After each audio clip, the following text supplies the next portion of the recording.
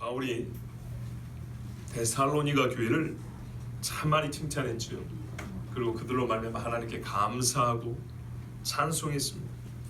그리고 서로의 사랑, 그러니까는 바울을 비롯한 이 사도 일행, 선교사 일행하고 데살로니가 교회 간의 사랑과 신뢰를 확인하고 이제 그로 말미암아 그리하여 번면의 말씀이 제쳐집니다. 5장 편지 중에 우리 장 분류로 보면 5장 중에 이제서 본격적으로 할 말이 나와요. 그러니까 이거 참 이례적이죠. 인사말이 어떻게 보면 5분의 3입니다. 그만큼 참 기쁘고 어떤 부족분을 채우는 것이 그렇게 많이 필요하지 않았다고도 볼 수 있죠. 자, 그렇지만 어느 교회나 어떤 신앙이라도 반드시 또한 들어야 될 더 남은 교훈이 있기 때문에 바울은 이와 같은 교회에도 더할 것이 있다 라는 교훈을 우리에게 줍니다. 깨달음을. 그래서 교훈을 더 주는데 권면이라 그랬습니다. 그래서 가만 보면 이 교회 주는 권면의 내용이 그리 많지 않아요. 한 서너 가지 정도밖에 안 됩니다. 그만큼 신생교회인데 참 훌륭합니다. 먼저 보다시피 그 음행, 그 다음에 사랑, 주님 다시 오심, 뭐 이 정도밖에 안 됩니다. 대단하죠. 와, 훌륭합니다. 그것도 잘못했다고 나무라는 게 아니고 혹시나 하여 주는 겁니다. 정말 훌륭한 교회입니다. 자, 끝으로 그러므로 형제들아, 우리가 끝으로 앞에서 이렇게 많이 칭찬하고 하나님께 감사하는 교회이므로 또 그것을 근거로 하여 내가 너희에게 권면하노니 이 정도 교회면 지금부터 하는 권면을 충분히 들을 수 있으리라. 그리고 이와 같은 훌륭한 교회이기 때문에 이 정도 교훈이 조금 더해지면 훨씬 더 온전한 교회가 되리라. 그리고 이와 같이 신뢰관계 있으니 나의 마음을 알고 들어주리라. 이래서 바울이 이제 권면을 줍니다. 자, 주 예수 안에서 너에게 구하고 권면하노니 그랬어요. 주 예수 안에서. 예, 권면은 주 예수 안에서 하는 겁니다. 주님의 뜻을, 말씀을 벗어나면 안 되고요. 주를 위하여 하는 일이어야 합니다. 권면은 또 아니서 구하고 권면한다는 말이 사실 어떤 뜻이냐면 거의 같은 말을 반복한 건데 명령 쪽 아니라 진짜 말 그대로 구하는 쪽 아닙니다. 우리가 호소한다 그러죠. 예, 말투가 좀 부드럽다는 뜻입니다. 예, 그렇게 내가 아주 강하게 명령하는 것이 아니라 진짜로 권하면서 하는 말이니 들어달라 이런 뜻입니다. 사실 데살로니가 교회 정도 되면 뭐 꾸짖고 야단칠 게 어디 있겠어요. 갈라디아서를 보면요 권면한다는 말이 없어요. 갈라디아서는 전부 다 꾸짖고 책망조입니다. 왜 그런지 아시죠? 예, 그 교회는 다른 복음을 받아들였기 때문입니다. 데살로니가는 그러지 않았습니다. 자, 이렇게 바울이 사랑함과 신뢰에 바탕하여 권하여 데살로니가 교회에 몇 가지 이제 권면, 교훈을 주는데요. 이 권면의 내용이 바로 나오지 않냐고 먼저 2절을 보면 이렇게 말을 합니다. 2절에 아니라 1절 후반부에 보면 너희가 마땅히 어떻게 행하며 하나님을 기쁘시게 할 수 있는지를 우리에게 배웠으니 권면하는 것이 내용이 뭐냐면 마땅히 행할 바 아주 뭐 특별한 게 아니에요. 그리고 하나님을 기쁘시게 하는 것, 뭐 사람을 기쁘게 한다든지 뭐 우리가 말하는 이 사회적 트렌드에 맞춰서 교회가 어떻게 또 뭐 바뀌어야 뭐 이런 이야기 하려는 게 아니고 하나님의 기쁨은 옛부터 지금까지 변하지 않습니다. 일관되죠. 성도에 해야 할 일도 하나님의 말씀대로니까 일관된 겁니다. 한마디로 말하면 옛날에 들었던 겁니다. 예, 옛날에 들었던 것을 다시 반복한 뜻입니다. 그리고 여기서 또 하나는 게 뭡니까? 권면이란 건 마땅히 해야 할 바를 하는 것입니다. 그죠? 보세요. 권면하노니 너희가 마땅히 어떻게 행하며 하나님을 기쁘시게 할 수 있는지를 우리에게 배웠으니 이미 배운 거. 권면은 사람이 바뀌면 새로 주어지는 게 아니고 본래 하나님의 말씀에 의해서 성도에게 마땅히 행할 바를 들었던 것, 그것을 반복하여 듣는 것들입니다. 그렇죠? 예. 그리고 이것은 동시에 하나님을 기쁘시게 하는 일들입니다. 이거 권면한다 해놓고 성도가 마땅히 해야 할 바가 아닌 것과 하나님을 기쁘시게 하는 일이 아닌 것을 하는 건 권면이 아니고 잘못된 겁니다. 자, 성경에 보면 성도에 마땅히 해야 할 바하고 하나님이 기뻐하시는 바가 잘 기록되어 있습니다. 그러니까 성경적 원리에 따라 우리가 권면해야 된다는 걸 알 수 있죠. 그럼 어떻게 되냐? 성경을 알아야죠. 읽어야죠. 들어야죠. 그래야 권면이 됩니다. 자, 여기서 이제 뭐 아까 말씀드린 대로 좀 중요한 게 있는데 그게 뭐냐면 바울과 그 사도의 일행이 이미 지금 이 할 권면을 데살로니가 교회에 있을 때도 했다는 겁니다. 한 말이라는 겁니다. 그렇죠? 우리에게 배웠으니 그럽니다. 근데 제가 여기서 좀 의문을 가진 건 오늘 8절까지 다 안 읽긴 했는데 이런 말투가 반복되어 나와요. 내가 이미 가르쳐 줬다. 여러분은 나한테서 이미 배웠다.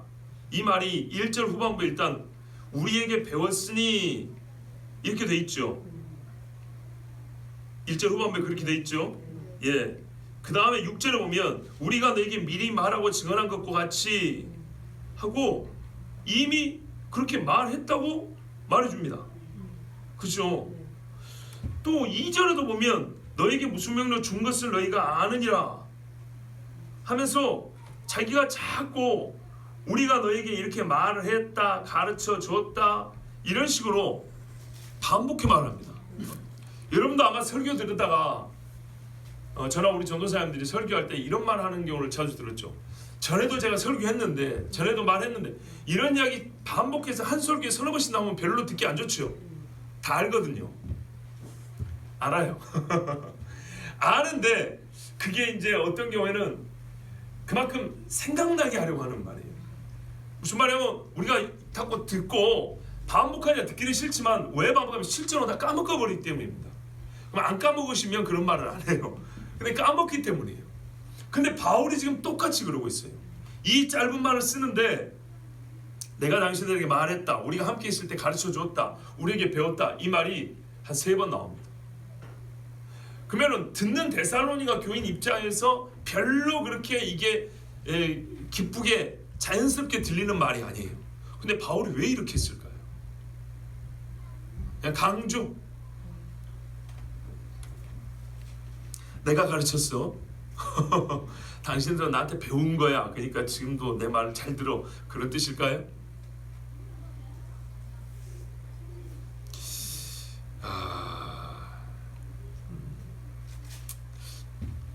제가 보기에는 바울이 자기가 가르쳤다고 자기 드러내려고 하는 말이 아닙니다. 보통 이런 경우는 자기를 드러내는 것처럼 들리기 마련이거든요. 자기가 가르쳐줬다고, 자기 잘났다고 하는 식으로 들릴 수 있어요. 바울이 그걸 모르는 사람이 아닌데 이런 식으로 계속 강조한 거는 뭔가 목적이 있다고 봐요. 보시면 1절 맨 마지막에 곧 너희가 행하는 바라 더욱 많이 힘써 이렇게 돼 있죠. 이 말을 들으면 데살로니가 사람들은 그렇게 기분 나쁘지는 않았을 거예요. 왜냐하면 말했는데도 행하지 않고 있다는 걸 말하려는 게 아니고 이미 행하고 있는 것도 안다라고 바울이 그걸 같이 얘기해 줍니다. 바울은 잘하고 있는 교회에게 더욱 힘써서 성도에 마땅히 해야 할 바하고 하나님을 기쁘시 하는 일에 넘침이 있기를 원하여서 하는 말입니다. 고린도후서 9장 8절에 하나님이 능히 모든 은혜를 너희에게 넘치게 하시나니 하나님이 은혜를 우리에게 주실 때 넘치게 주신다 그랬죠. 이는 너희로 모든 일에 항상 모든 것이 넉넉하여 모든 착한 일을 넘치게 하게 하려 하심이라 그랬습니다. 하나님이 우리에게 은혜를 넘치게 주신 것은 우리로부터 시작되어 하나님께 가는 행위에도 넘침이 있게 하려 합니다 그랬어요. 이 말씀과 같이 성경 곳곳에는 하나님으로부터 오는 은혜와 은사가 항상 넘쳤다 또는 넘치기를 원한다는 기도가 있습니다. 그렇다면 하나님의 것을 넘치게 받는 우리가 하나님을 기쁘시게 하는 일에도 넘침이 있어야 되지 않겠습니까? 그렇죠? 넘침이 있어야 되는 것은 잘못이 아니고 마땅한 바입니다. 이렇게 바울이 자기가 가르쳤다, 당신들은 나한테 배웠다 이 경험을 반복적으로 말하므로 바울은 현재 아까 말한 대로 하고 있다 그랬죠. 이 하고 있는 일을 계속 행하기 위해서, 그러니까 그들의 알고 있는 복음과 삶이 별도의 교훈이 아니라 하나로서 복음과 결합된 삶으로 하나님을 기쁘시게 하는 삶이 넘치게 하려고 그 이야기를 하고 있는 겁니다. 근데 그 이야기를 하더라도 우리에게서 배웠다, 우리의 말을 너희가 들은 바라, 이 이야기를 안 하고도 할 수 있는데 왜 이 이야기를 했냐, 이게 궁금하지요. 그렇죠? 바울이 분명히 자기를 드러내려고 한 것도 아니고 자랑하려는 것도 아닌데, 듣는 입장에서는요, 정말 신뢰한다면 기분 나쁘게 듣지 않고 오히려 힘이 나는 소리 들을 수 있습니다. 그렇지, 우리가 바울한테 들었지. 여기에 이제 뭐 훌륭한 선생님들한테 배움을 받은 분들 있잖아요. 어디 가서 너 누구한테 배웠어 할 때 당당하고 자신감 있고 막 자랑스럽잖아요. 나 어떤 선생님한테 배웠다고. 그런 경우 있죠. 그렇게 말했을 때는 내가 남한테 배웠다는 것 때문에 막 내가 괜히 막 작아지고 내가 막 그 사람에 비해서 좀 모자란 것 같이 들고 이런 것이 아니고, 훌륭한 사람으로부터 배웠다는 것이 오히려 더 자신감을 갖게 하고 당당하게 하고 또 자기의 행위의 정당성을 입증하고 더 행할 힘도 내게 하고 그러지 않습니까? 아니 대형 교회만 하더라도 그 교회 다니는 성도들은 그 교회 다닌다는 그 교회 이 문패만 걸려 있어도 어깨 힘주고 다니고 그러대요. 그건 아무 쓸모없는 거지만, 바울은 그가 어떻게 예수를 믿고 어떻게 주님과 함께 살아왔는지를 알기 때문에, 말하자면 데살로니가 교인들 못지않게 그가 핍박을 당하고 살아요. 바울이 앞에 1장 2장에서도 그랬지 않습니까? 3장이죠. 우리가 여기서도 너희처럼 똑같이 그냥 도망온 것이 아니라 어떻게 고난을 당하고 궁핍 가운데서 사역을 하고 있는지 너희가 다 들었을 것이다 그랬어요. 데살로니가 가기 전에도 그랬고 가서도 그렇고. 그러니까 이런 말을 들으면 데살로니가 교회는 바울과 이질감을 느낀 게 아니라 동질감을 느끼는 거예요. 우리를 버리고 간 사람이 아니라 우리보다 더 큰 고난 가운데서 하나님 앞에 사실 우리보다 더 큰 죄를 지었던 사람, 그렇죠? 더 큰 죄를 지었던 스데반 죽이라고 했으니까 유대인들 잡아주고 그리스도인들 막 잡아주고 했잖아요. 더 큰 죄를 지은 사람이 하나님의 완전한 은혜를 받고 주를 위하여 자기 목숨을 바치고 모든 것을 다 내고 희생하며 고난 중에 복음을 전한다 이 말이죠. 그리고 그를 통하여 하나님의 살아계심과 권능이 나타난단 말이죠. 그 사람에게서 들었고 그와 똑같이 어떤 것은 데살로니가 교회는 어떻게 신앙생활을 하기를 바라겠어요? 바울처럼만 됐으면 좋겠다. 우리가 바울같이만 믿었으면 좋겠다 그러지 않았겠어요? 그런 사람들이 이런 말을 한다고 해서 전혀 서로 이질감을 느낀다거나 기분 나빠한다거나 이런 것이 아니고, 오히려 이 말을 통해서 데살로니가 사람들이 더욱 힘을 낼 줄 알았기 때문에, 더 그것이 그들의 믿음을 북돋을 줄 알았기 때문에 우리가 당신들에게 있을 때 전했습니다. 그러니까 정말 하나님 앞에 사로잡힌 우리가 당신들에게 전했다. 이 말은 그 전함에서도 100% 순수함과 100% 헌신됨이 나타났을 거 아닙니까? 그것을 계속 떠올리게 하는 겁니다. 그러면 듣는 입장에서도 한편으로는 감사하고 한편으로는 뭐랄까요? 다른 사람들 보기에도 정말 자랑스러우면서 또 한편으로는 그렇게 못 살 때 어떨까요? 미안한 마음도 들겠죠. 그래, 바울 선생 같은 사람이 이렇게 전해줬는데, 우리가 그 고생한 선교사들이 와서 가르쳐줬는데 우리가 조금 힘들다고 그냥 무너져버리고 세상으로 돌아오면 되겠는가 하고 이 일을 떠올리면, 내용으로 가기 전부터 누가 우리에게 전해주었는가만 생각하더라도 그 사람들은 자기의 부끄러운 행실을 버릴 수 있을 거라는 얘기입니다. 에덴 동산에서 아담과 하와가 이 타락했을 때 결정적 문제는 뭐냐면, 마귀의 말을 듣기 전에 마귀가 하나님의 말을 시험했잖아요. 그죠? 하나님의 말씀을 가지고 테스트를 했잖아요. 그때 하나님의 말씀이 하나님의 말씀이라는 걸 알았으면, 하나님의 말씀은 처음부터 테스트 대상이 아니란 걸 알았으면 안 넘어갑니다. 무슨 말이냐면 말의 내용도 중요하지만 누가 말했느냐가 참 중요합니다. 아버지가 말씀하면 아버지가 말씀했기 때문에 앞에 아버지 가가 붙어있기 때문에 얘가 나오는 겁니다. 그렇죠? 하늘의 아버지께서 말씀했기 때문에 뒤에 말이 의롭다고 암이 나오는 겁니다. 똑같은 말이지만 사람이 하면 그것이 의롭다고 말할 수 없습니다. 근데 하늘 아버지가 붙으면 그것은 우리는 항상 암이 되는 것이죠. 예수께서는 아버지의 말씀에 아멘하고 예하고 아니요함이 없었다 그런 것처럼 누가 말했는지 정말로 중요합니다. 근데 요즘 세상에서는 그 앞에 누구를 빼버리라고 하죠. 누구를 빼버리고 그 말을 판단하고 말을 받아들일 것이냐 말 것이냐를 결정합니다. 그것도 어떻게 해요? 네 마음대로. 이게 세상이 가르치는 바입니다. 바울은 완전히 하나님 아버지의 말씀을 그대로 순종했습니다. 예수 그리스도의 말씀을 그대로 따랐습니다. 그런 바울이 데살로니가 교회에 전해 주었기 때문에 바울의 가르침, 바울이 우리에게 준 이 가르침에 대해서 데살로니가 사람들은 정말 순전하고 감사한 마음으로 그렇게 아멘하고 들었던 것이고, 그래서 그들의 믿음의 증거가 우리가 1, 2, 3장에 보듯이 이렇게 나타났습니다. 그래서 이와 같은 관계에서 바울이 우리가 당신들에게 가르쳤던 바입니다. 그리고 명령 중 아니라 호소 내지는 간곡히 권하는 말투라 그랬죠. 그렇기 때문에 이 사람들은 아주 인간적 차원에서만 보더라도 바울 선생이 고생한 걸 생각해서라도 그래 우리가 그때를 떠올리면서 그래 우리가 믿음이 약해지면 안 되지, 이렇게라도, 이건 최소치입니다. 그럴 수 있는 것입니다. 그래서 바울은 자기의 가르쳤던 바, 우리가 당신들과 있을 때 말했던 것이라고 몇 번이고 이렇게 반복하여 말을 했습니다. 자, 우리가 주 예수로 말미암아 너에게 무슨 명령으로 준 것을 너희가 아느니라. 자, 바울의 말에 따르면 데살로니가 교회에서 가르칠 때 지금 전하는 이 교훈들을 이미 가르쳤습니다. 분명히 그렇죠. 1절에도 나와 있고 2절에도 나와 있습니다. 준 것을 주었다 그랬으니까요. 주 예수로 말미암아 명령으로 주었다 그랬습니다. 거기 있을 때는 처음에는 그랬습니다. 왜냐? 우상을 숭배하는 사람들이니까 어떻게 말해야 되죠? 우상을 안 숭배했으면 좋겠어요 이렇게 말합니까? 우상을 버리라 그런 겁니다.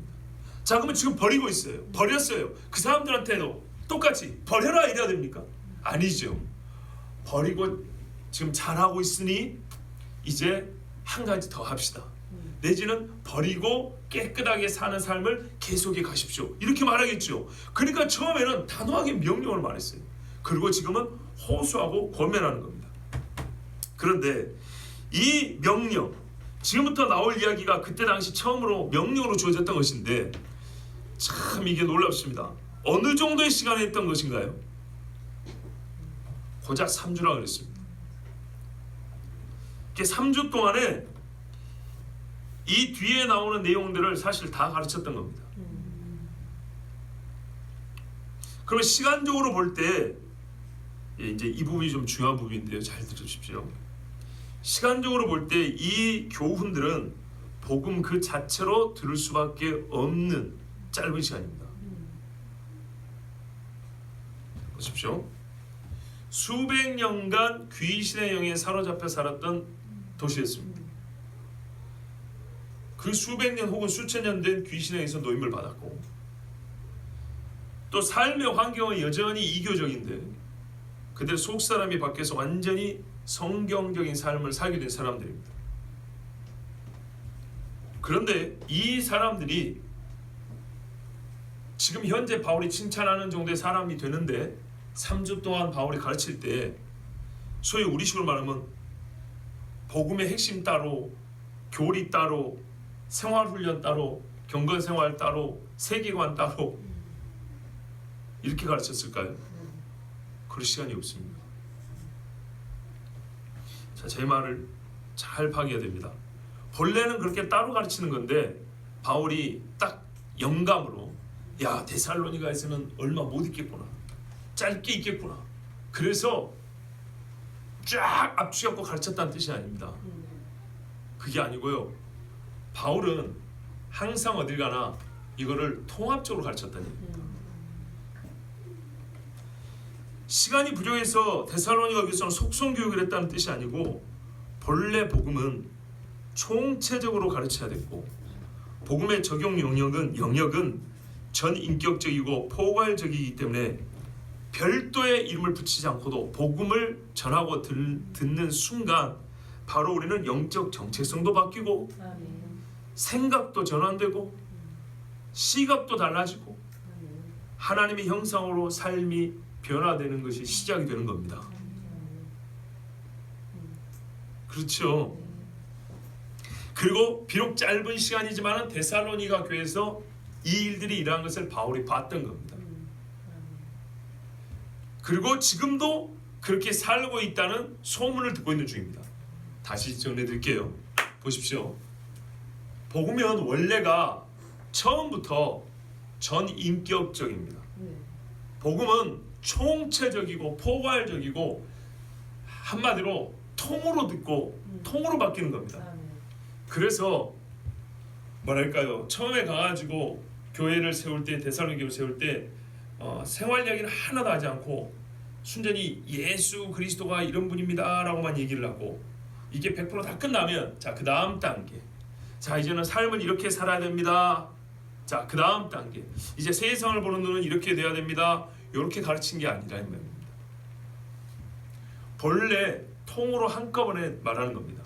자, 예수를 믿으십시오 할 때 어떻게 하면 세상을 보는 눈이 바로 바뀝니다. 여러분은 보이지 않는 것이 다르고 생각하지만 보이지 않는 세계가 있습니다. 보이지 않는 세계가 있다고 믿는 분들 중에도 귀신에게 사로잡혀서 귀신만 있다고 생각하는 분들이지만 그렇지 않습니다. 하나님이 살아계십니다. 알아보세요. 세계를 보는 눈이 처음부터 바뀝니다.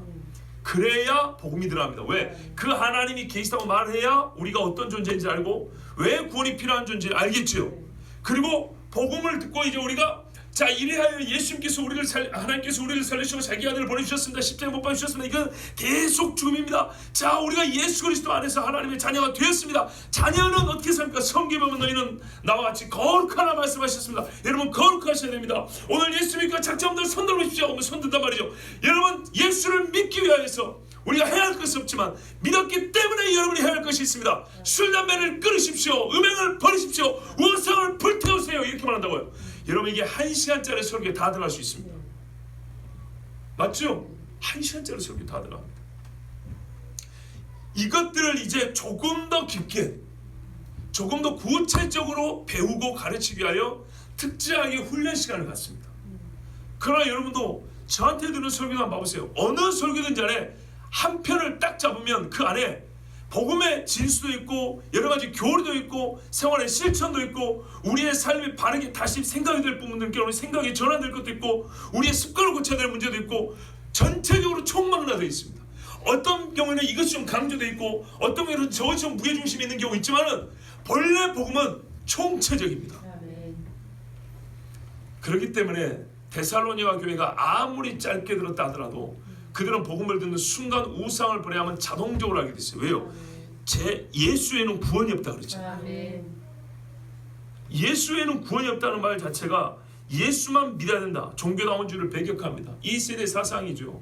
우상을 버려야 됩니다. 우상을 버린다는 것은 우상을 헛것이기 때문에 우상에 의해서 살았던 삶의 맥락들, 여러 가지 삶의 방식들 다 버려야 됩니다. 바꿔야 됩니다. 속만 바뀐 게 아니라 겉까지 다 바뀌어야 된다고요. 그렇기 때문에 복음은 처음부터 총체적이고 포괄적으로 우리가 이렇게 이해해야 되는 거고요. 그래서 말씀드린 것이 뭐냐면 복음을 무슨 일방통의 골목길로 제가 여기지 말라고 말씀드렸어요. 32차선 대로 정도로 생각하시라고 그랬어요. 복음을 들으면 인생 전체가 쫙 밀어붙이는 거예요. 새길이 나는 거예요. 그냥 여기 부딪히고 저기 부딪히고 그냥 일방통의 길만 이렇게만 비치고 이리 가는 게 아니고 꼬불꼬불 가는 게 아니에요. 세상의 그 더러운 것들, 복잡한 것들을 복음이 말이죠, 쫙 밀고 깨끗이 닦아버리는 거예요. 자, 이렇게 이 사람들이 그렇게 들었던 것입니다. 하나님의 뜻은 이것이니 너희의 거룩함이라 곧 음란을 버리고. 자, 그런데 여기서 궁금한 게 수많은 권면의 말이 있을 거예요. 굳이 여기서 거룩함을 말하는 이유가 뭘까요? 그리고 거룩함을 말하면서 음란을 버리라 이렇게 말하는 이유가 뭘까요? 예? 우상숭배와 관계 있기 때문이죠. 관계 있긴 한데 우상숭배 버렸다 했잖아요 이미. 그죠? 자, 여러분 데살로니가 교회가 음란의 문제로 시끄러웠던 적이 있습니까? 본문에는 그런 말이 없습니다. 만약에 그랬으면 처음에 바울이 분기탱천하여 시작했을 겁니다. 그런 말이 없습니다. 왜 이런 말을 하냐면, 먼저 왜 거룩함을 얘기하냐면 바울 사도가 아름답고 복된 교회가 주님 다시 오실 때까지 이 복된 교회 상태가 계속되기를 바라는 마음에서 보존되기를 바라는 마음에서 이 권면을 하는 겁니다. 앞선 3장 끝부분을 보세요. 12절 13절을 보면 또 주께서 우리가 너희를 사랑함과 같이 너희도 피차간과 모든 사람에 대한 사랑이 더욱 많아 넘치게 하사 너희 마음을 굳건하게 하시고 우리 주 예수께서 그의 모든 성도와 함께 강림하실 때 하나님 우리 아버지 앞에서 거룩함에 흠이 없게 하시기를 원하노라 그랬죠. 여기 형제 사랑함과 거룩함이 나와 있죠. 순서를 바꿔서 거룩함을 먼저 얘기하고 형제 사랑을 그 다음에 이어 말합니다. 이것이 바로 10절에 너희 믿음이 부족한 것을 보충하게 하려 함이라 입니다. 지금도 잘하고 있는데 혹이라도 축이 날까 하여 이 중요한 것들을 바울이 다시 한번 권면 형태로 말씀드리는 겁니다. 그런데 거룩함 알겠어요. 그러면 거룩함을 얘기할 때 직접적으로 우상 숭배를 얘기해도 되는데 왜 음란을 얘기를 했을까요?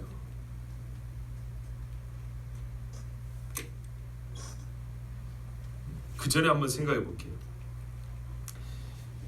바울이 이방인인 교회에게 거룩함을 요구하고 있죠.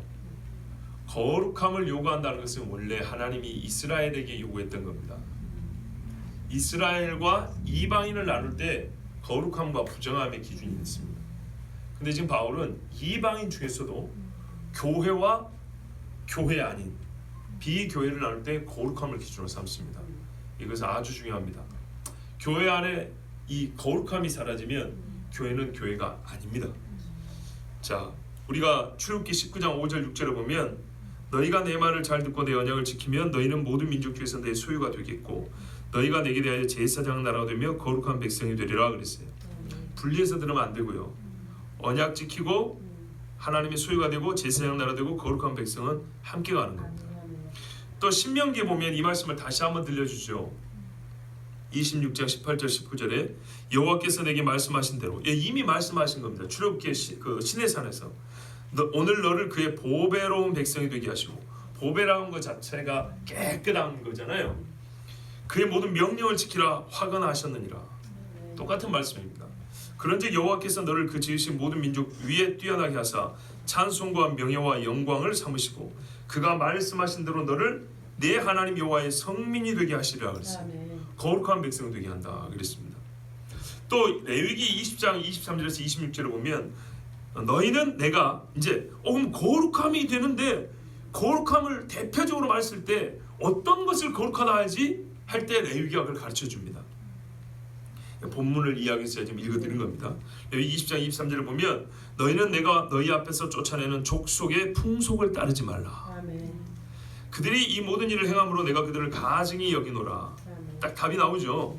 내가 전에 너희에게 이르기를 너희가 그들의 땅을 기업으로 받을 것이라 내가 그 땅 곧 젖과 꿀이 흐르는 땅을 너희에게 주어 유업을 삼게 하리라 하였노라.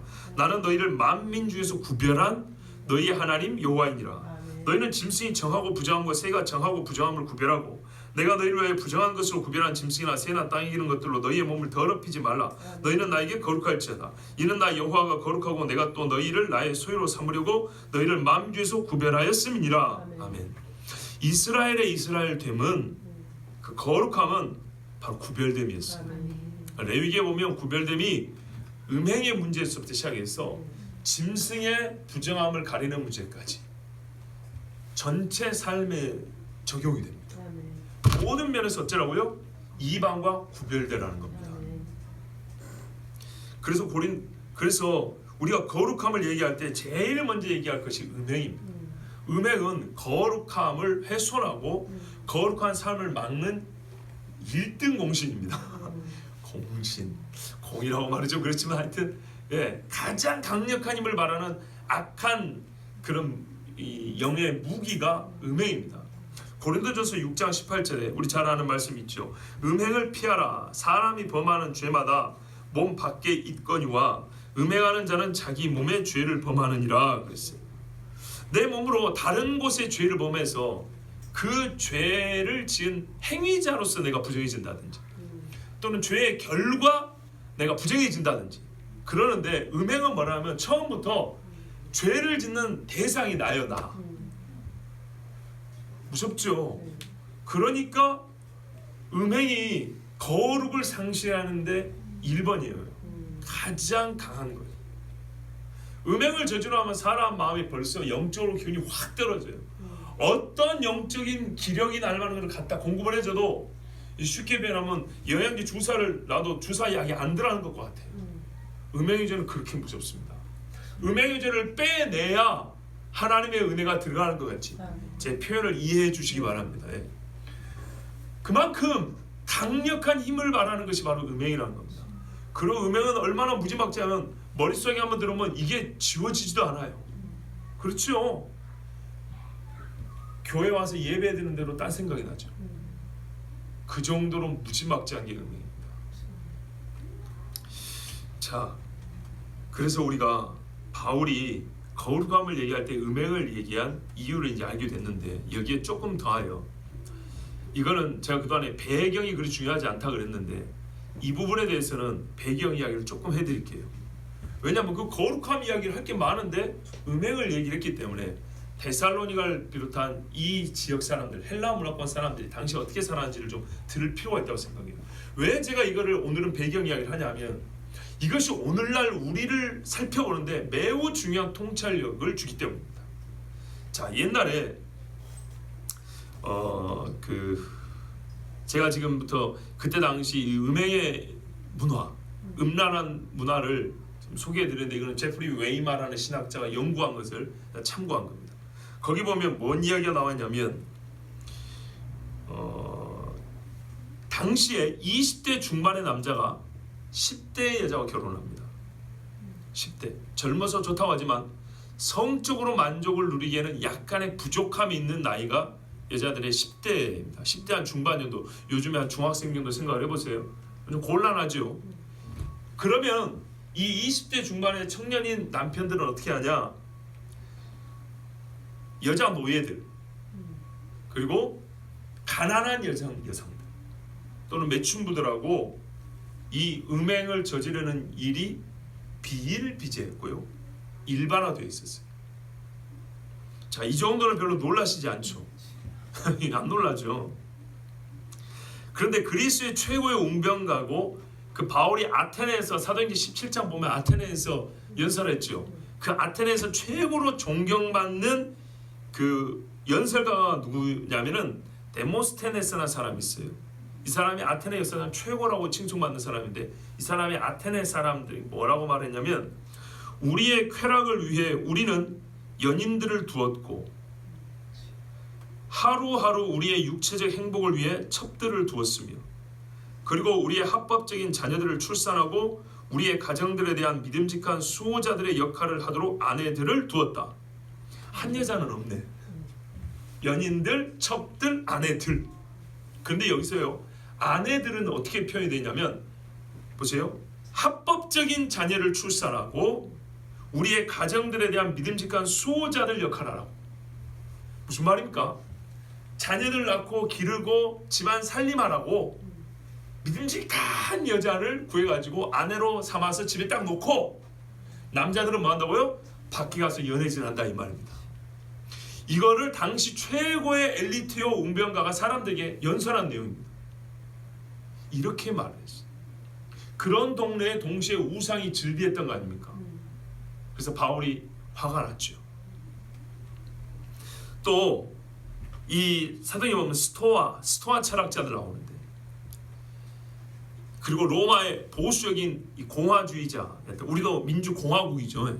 공화주의가 뭔지 저번에 설명해 드렸는데, 카토라는 사람이 있어요. 이 마르쿠스 포르키우스 카토라는 사람인데, 무슨 말이냐면, 다른 남자의 아내와 하는 것보다 오히려 매춘부와 관계하는 것이 더 낫다. 간통보다는 매음하는 것이 낫지. 요 정도를 얘기했던 사람이에요. 또 우리가 잘은 몰라도 키케로라고 들어본 적은 있죠. 로마의 정치가요 연설가 때 키케로, 이 사람이 한 말이 정말 다하고 아니에요. 들어보십시오. 만일 젊은 남자들이 매춘부와 바람 피우는 것조차 금지되어야 한다고 누군가 생각한다면 그는 정말 너무나 엄격한 사람이다. 왜냐하면 이게 중요해요. 그 사람의 견해는 현 시대의 법뿐만 아니라 우리 조상들의 습관 및 그들이 허용할 수 있는 것으로 간주하고 했던 것과도 모순되기 때문이다. 뭔 말인지 아시겠어요? 오늘날 로마법은 그것을 허용한다 이 말이에요. 우리 조상들도 다 허용했던 거다. 그거를 막는다니 말이 안 된다 이 말입니다. 이러한 행동이 언제 일반적 습관이 아니었던가? 항상 일반적인 그들의 습관이었다는 겁니다. 이러한 행동이 언제 비난을 받았던가? 비난 안 받았다는 얘기입니다. 이러한 행동이 언제 금지되었던가? 금지 안 됐다는 거예요. 사실 합법적이었던 것이 합법적이지 않은 것으로 현재 언제였던가? 보세요. 이 젊은 남자가 매춘과 바람 피우는 것이 합법적이었다는 겁니다. 합법적인데 합법적이지 않다라고 한 적이 없었다는 얘기입니다. 무슨 말입니까? 법으로 우리의 간음 행위를 막지 마라 이 말입니다. 로마의 대웅병가가 이렇게 가르쳤어요. 요즘 나라들의 법이 어떻게 바뀌어가 보세요. 법으로 우리가 음행하는 것을 막지 마라. 인류 역사를 봐라. 언제고 남녀가 서로 눈만 맞으면 그냥 그 짓을 하는 것이 다 뭐 그랬던 것이지 왜 갑자기 이걸 못하게 하냐. 이게 여러분 옛적의 로마의 엘리트가 소위 그들이 보는 무지몽매한 대중들 향해서 한 연설입니다. 법으로 규제하지 마라.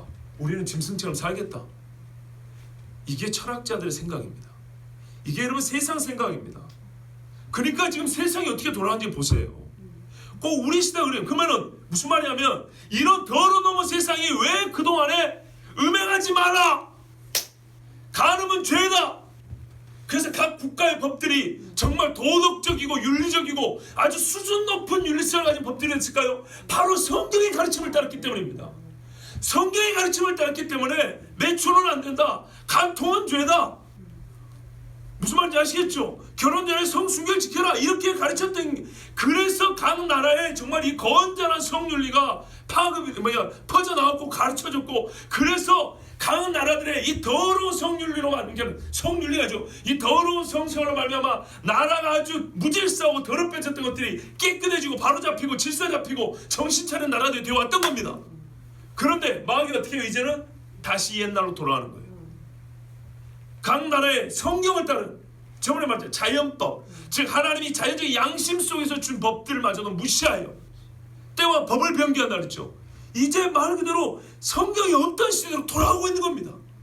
우리가 그거를 읽으라고 지금 말씀드린 거예요. 이 시대가 하는 말은 똑같잖아요. 그렇죠? 2000년 전 사람이 한 말이 이 시대가 주장하는 건 똑같단 말이에요. 근데 교회들이 멍청이 어떻게 해요? 그래, 시대가 많이 바뀌었어. 이제 우리는 세상 좀 따라. 너무 엄격하면 안 돼. 너무 그렇게 따지면 안 돼. 그래서 망하는 거예요.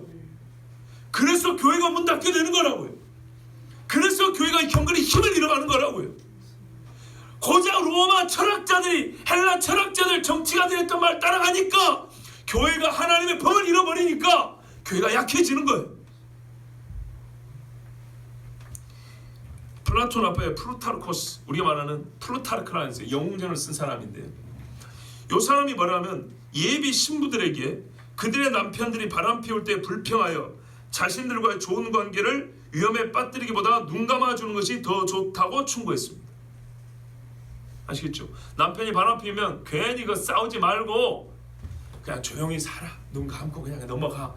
이거를 가르쳤어요. 그리고 당시 사회에서 매춘부들로부터 얻은 수익은 존경할 만한 시민의 중요한 수입원이었다고 말합니다. 그러니까는 상당히 교양 있는 시민들이 어디서 이 돈을 끌어 모았냐 했더니 매춘부들을 통해서 들었다. 거기 쓰는 게 들었다는 말은 무슨 말이에요?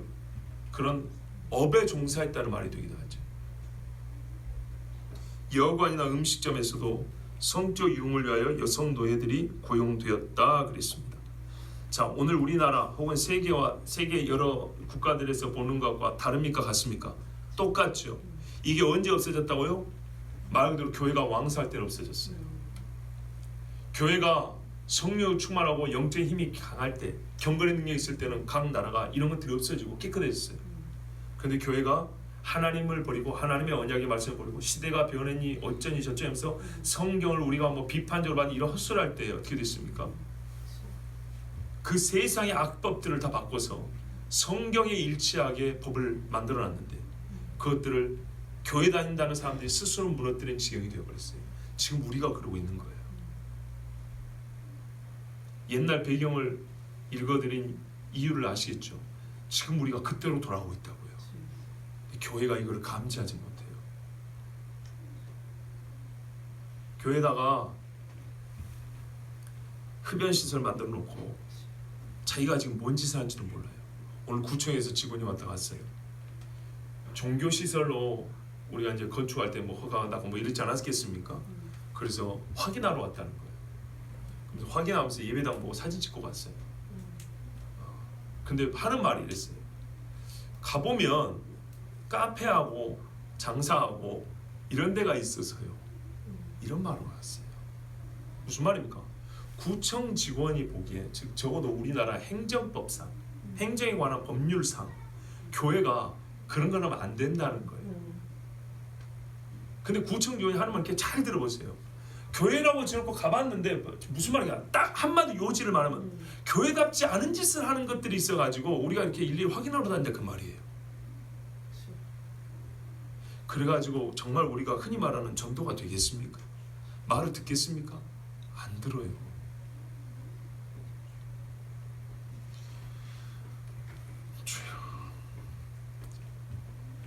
지금 이 세대가 그래서 다시 들어야 될 말이 내가 거룩하니 너희도 거룩하라입니다. 7절에 하나님이 우리를 부르심은 부정하게 하심이 아니요 당연한 이야기죠. 거룩하게 하심입니다. 근데 이 번역보다 조금 더 나은 번역이 있습니다. 하나님께서 우리를 부르신 것은 부정함에 이르게 하려는 것이 아니라 거룩함에 이르게 하려 하심이니라. 어떤 차이인지 어감에서 좀 차이가 느껴지십니까? 하심과 이르게 하려 하심은 다릅니다. 거룩하게 하심, 거룩함에 이르게 하려 하심. 앞에 우리 본문대로 거룩하게 하심은 처음에 예수 믿을 때 영적 정체성이 바뀌죠. 그렇죠? 죄인에서 의인으로, 마귀 자식에서 하나님 자녀로 바뀌죠. 그거를 말하는 것이거나 그렇게 오해할 수도 있고요. 또는 어떤 정적인 상태로서 거룩한 자들이 딱 서 있는 것 같아요. 이런 이미지를 우리 머릿속에 떠올리게 하거든요. 그런데 그 말이 아니고요. 최초로 하나님이 우리를 부르실 때 궁극의 목적은 뭐냐면 하나님이 말씀하시고 정해놓으신 그 거룩함의 상태로 가는 여정, 목표로 하여 여기서 불렀다는 얘기입니다. 부름에서부터 시작해서 하나님이 최종적으로 완전하는 그 거룩함의 상태에 이르기까지 주님이 계속 우리를 인도해 간다는 그 이해를 하고 있습니다. 이르게 하려 하신. 만약에 부르는 순간 거룩함이 완성이 되어버렸다면 오늘 이런 교훈과 권면을 주지 않습니다. 할 필요가 없지요. 그런데 우리가 흔히 말하는 이게 이제 성화입니다. 성화라는 것은 예수 그리스도가 처음 우리를 부르실 때 성화에 진입을 하는 겁니다. 진입. 그리고 그 거룩함, 하나님이 뜻하신 거룩함의 정도에, 그 거룩함의 완전함에 도달하기 위해서는 계속된 연단의 과정이 필요합니다. 훈련이 필요하다고요. 가르침이 필요하다고요. 그래서 바울이 지금 이 말씀을 주는 거예요. 아시겠죠? 그러니까는 복음의 성질을 잘 알아야 됩니다. 우리를 처음에 죄인에서 의인 되게 하지만 의인이 된 것이지 의인의 삶으로서 내가 증명을 한 건 아니죠. 그러니까는 정체성이 바뀌지만 내 안에 뭡니까? 내 의의 행함이 능력이 아직 충만하지 않아요. 그 능력이 있으므로 실제로 능력을 증명한 삶을 아직 보인 건 아니에요. 그렇죠? 예수 막 믿을 때 그게 된 게 아니라고요. 그런데 기분상 된 것 같지만 막상 예수 믿고 교회 문 받고 나가보면 안 그래요. 그래서 처음 예수 믿고 막 날뛰고 뒹굴고 막 그냥 좋지만은 얼마 먹고서 팍팍팍 자빠집니다. 그러나서 실족할 문제는 아니에요. 낙심할 문제도 아니에요. 본래 그런 거예요. 그때 하나님께서 계속하여 일으켜주고 끌어줍니다. 여러 사람들 통해서 가르쳐주고 성경 말씀을 통해서 깨우쳐주고 꿈으로도 말 안 되면 꿈으로 가르쳐준다 그러죠. 꿈으로도 가르쳐주고 하여튼 여러 가지 계시의 방법으로 우리를 깨우쳐주고 또 도와주셔서 일으켜줍니다. 그러면서 끝내 어떻게 해요? 마지막 주의 나라에 들어갈 때까지는 우리가 주님이 원하시는 그 거룩함의 단계에 이를 수 있도록 우리를 인도해 가신다는 겁니다. 원래부터 부를 때부터 이런 목적을 가지고 불렀다는 얘기를 하는 겁니다. 그렇기 때문에 바울이 지금 하는 권면은 매우 적절하고 필요한 겁니다. 데살로니가 교회 성도들은 하나님의 부르심으로 거룩한 자가 되었고 계속하여 완전한 거룩함에 이르러야 했기 때문입니다. 바로 이것이 믿음에 부족한 것이라는 것입니다. 믿음에 부족한 것을 보충한다는 말의 뜻입니다.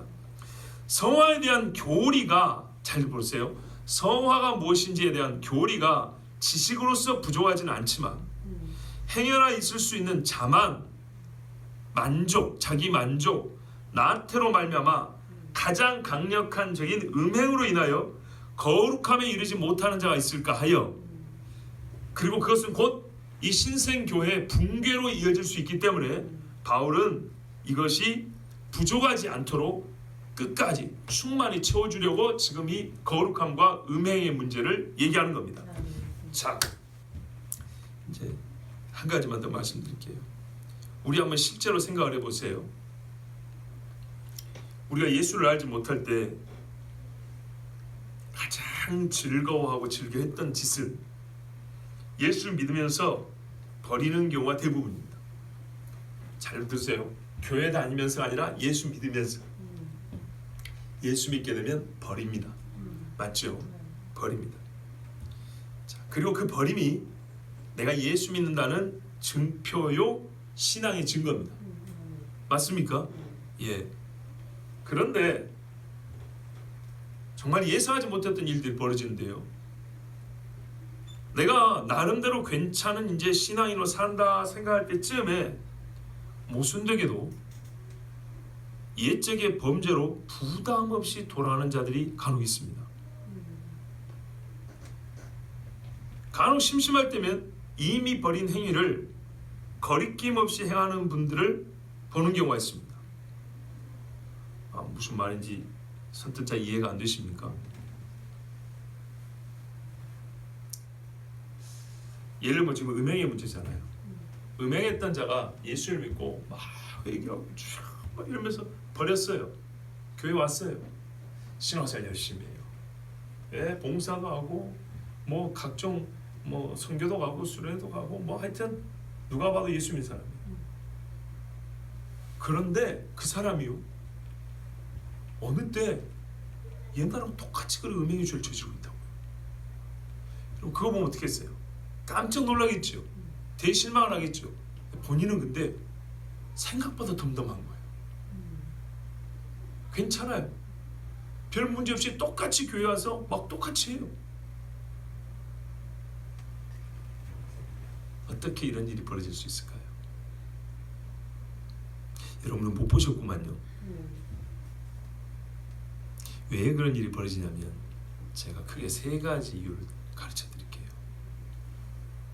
첫 번째는 이 정도 신앙이면 그런 짓을 한두 번 한다 해서 옛날로 돌아가지는 않아 라고 스스로 안심하는 경우입니다. 자기가 알아요.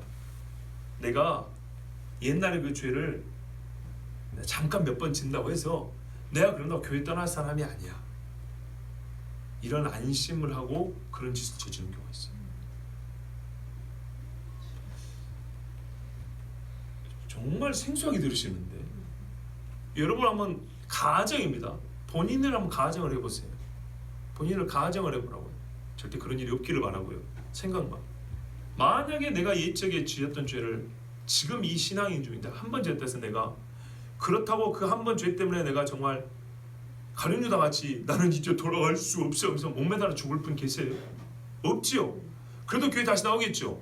이것이 사람을 안심케 하는 거예요. 자기가 생각하니까 내가 그런다고 교회를 떠날 사람은 아니야. 무슨 말인지 아시겠어요? 내가 그 죄 짓고 교회를 떠날 사람이 아니기 때문에 오히려 죄진데 담력을 얻어버려요. 두 번째는요, 범죄하여도 지금의 신앙으로 돌아올 방법을 알았기 때문에 비슷하지만 아까 다른다. 옛 길로 완전히 돌아가진 않아. 잠깐 그냥 갔다 온 것이지. 내가 그 정도로 미약한 신앙인이 아니야. 이래서 짓는 거고. 두 번째는 범죄하여도 지금의 신앙으로 돌아올 방법을 알기 때문에, 방법을 알아버렸기 때문에 안심하고 죄를 짓는 경우가 있습니다. 무슨 말이냐면 예수 믿으면 용서받는다, 하나님께 회개하면 모든 죄는 다 씻겨진다, 이거를 배워버렸어요. 이제 방법을 알아버렸어요. 그래서 죄지어요. 자, 여기는 조금 마음에 양심이 찔림이 있지요. 제가 어려운 이야기 안 한다니까요. 뒤처리할 방법을 알아버렸기 때문에 죄를 짓는 경우입니다. 그래서 믿음에 부족한 것이요. 여러분 보세요. 이것이 충만한 건가요? 바로 이것이 부족하다는 거예요. 세 번째는요. 구원은 믿음으로 얻었다고 말하면서도 공로 사상에 입각하여 당신 어떻게 구원받았습니까? 하면 믿음으로 받았죠 이래요. 하나님의 은혜로 받았죠 이래요. 그런데요. 죄 지을 때는 자기 마음속에 은근히 뭐가 떠나면 공로 사상이 떠올라요. 본인이 하나님께 한 좋은 일들, 선하고 의로운 행위들을 생각하면서 이 정도 일쯤은 괜찮다고 여기는 경우가 있어요. 희한합니다. 희한해요. 꼭 그래요.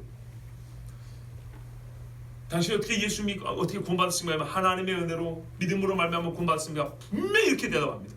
그런데 자기가 양심에 거리끼는 짓을 했어요. 이거 죄예요. 그때 떠오르는 게 있어요. 내가 하나님께 잘했던 거 떠올라요. 그래서 은근히 그래도 뭐 내가 뭐 이 정도 하면서 그때 갑자기 공과를 저울질을 해요. 그래서 내가 하나님 앞에 그래도 옛날보다 낫지 이런 생각 들면 어떻게 해요? 지금 허물이 스스로 덮어져 버려. 속이 있으면 분명히 속에서 나아멘 할 거예요. 그렇죠. 봐보세요. 이 사람이 믿음이 없으면 할 수 없는 생각이에요. 이게 정말 무서운 거라. 모순입니다. 모순 내지 한편의 역설의 진리가 있습니다. 예수 안 믿었으면 이런 식으로 죄를 짓진 않아요. 근데 예수를 믿으니까 은혜를 받아놓으니까 은혜를 빌미로 은혜에 기대고 비벼가지고 오히려 이렇게 죄를 짓고 안심을 해요. 이런 게 어떻게 해요? 자만, 나태, 안심. 믿음의 근거에 죄를 짓는 거예요. 왜 너희의 믿음에 부족한 것을 보충하려 함이라는 말이 있어야 되는지 아시겠죠? 왜 우리 잘하고 있는데 왜 목사들은 맨날 설교를 저렇게 할까 이제 아시겠죠? 왜 성경은 잘한다면 잘한다 박수 치고 끝날 일이지 꼭 뭐 권면하니 또 뭐 충고하고 경계를 주느니 왜 그런가요? 바로 이렇게 우리가 죄를 짓기 때문이에요. 실제로 우리가 그러고 있기 때문이에요. 그리고 이런 일들이 만연하면 어떻게 되는지 아십니까? 이건 개인 넘어서 교회 단위로 이런 일이 벌어지면요, 교단별로 벌어지면요, 배도하고도 배도인지 몰라요. 신사참배 가하다고 땅땅땅 해놓고도 이게 죄인지 몰라요. 설마 아니 우리가 지옥하겠어? 우리가 조선교회를 위해서 정말 옛날에 말이야 우상 척결한다고 얼마나 애를 쓰고 우리 재산 팔아서 교회 세웠고 말이지, 첩들 다 정리하고 막 금주운동, 금연운동, 국채보상운동 이렇게 했는데 설마 하나님이 조선교회를 버리겠나? 이렇게 되는 거야. 우리나라가 지금 현재는 선교 2위? 대국이라고 그러죠. 100년 전 영국이 1등이에요. 1등. 어떻게 되는지 보세요. 영국이 어떻게 되는지 보시라고요. 해가 지지 않는 영국이 어떻게 되는지 보라고요. 여러분, 우리는 기억해야 합니다. 하나님께서 우리를 부르신 것은 부정함에 이르게 하려는 것이 아니라 이렇게 된다니까요. 믿음 있다고 교만하면 부정함에 이르게 돼버려요. 희한하게 은혜에 근거하여 부정에 이르게 돼버린다고. 우리는 찰나를 사는 사람이 아니에요. 물론 영혼의 관점에서는 찰나지만 우리 인생은 육을 갖고 있는 사람의 수준 안에서는, 사람의 레벨에서는 우리는 참으로 긴 시간을 살아요. 어디에 이를 것인지, 날마다 우리의 발이 어디에 이를 것인지를 결정할 수 있는 시간이 주어졌어요. 무엇인가를 계획하고 일을 행할 수 있는 시간이 주어졌다고. 그 시간 안에서 하나님은 우리를 뭐래요? 항상 거룩함에 이르게 하려 함이라고 했어요. 이르게 하려고 우리를 처음부터 불렀다는 겁니다.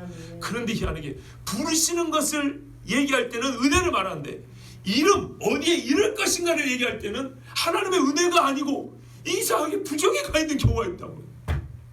근데 아직 데살로니가 그렇진 않았어요.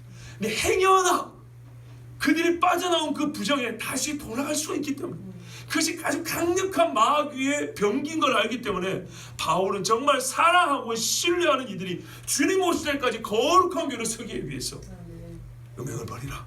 세교를 따르지 마라. 이렇게 권면한 것입니다. 무시해서 그런 게 아니에요. 오히려 믿음이 좋음으로 말미암아 우리는 역설적으로 죄를 질 수 있기 때문에 바울은 진짜로 그들의 믿음의 부족분을 보충해 주려고 이 말씀을 주신 거예요.